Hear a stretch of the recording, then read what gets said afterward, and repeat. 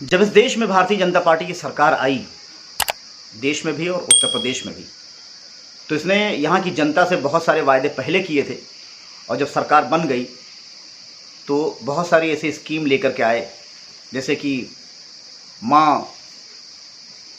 गंगा मैया की सफाई, Namami Gange, make in India, startup India, स्वच्छ भारत अभियान, स्मार्ट सिटी, सांसदों ने गांव को गोद लिया, बहुत सारी चीज़ें हुई।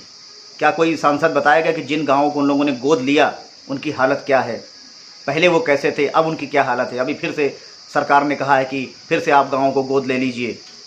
ये जो गांव से गोद ले लेते हैं और गोद से कब उतार देते हैं ये जनता को पता नहीं चलता।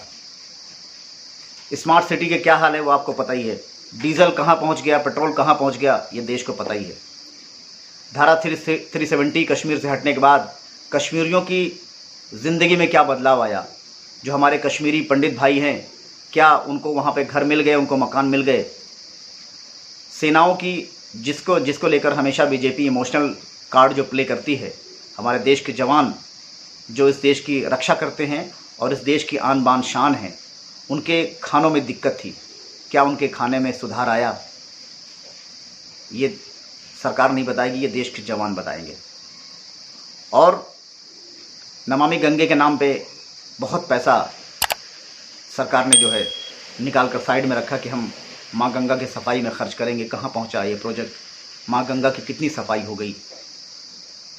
इन सब सारी चीज़ों को लेकर के सरकार जो जनता के सामने वायदे की थी, उन सारे वायदों को पब्लिक में आकर ज़रा बताएं तो सही कि हमने क्या क्या कर दिया, इससे क्या बेनिफिट मिला है। रोज़गार, करोड़ों लोगों को रोज़गार देने का वायदा किया था।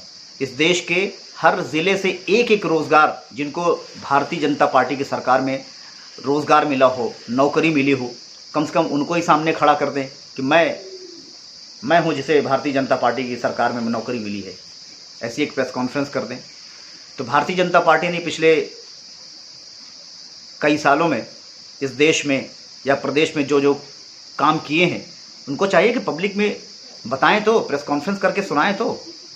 सिर्फ अपनी पूरी प्रेस कॉन्फ्रेंस अरविंद केजरीवाल जी पे, आम आदमी पार्टी पे ख़त्म ना करें।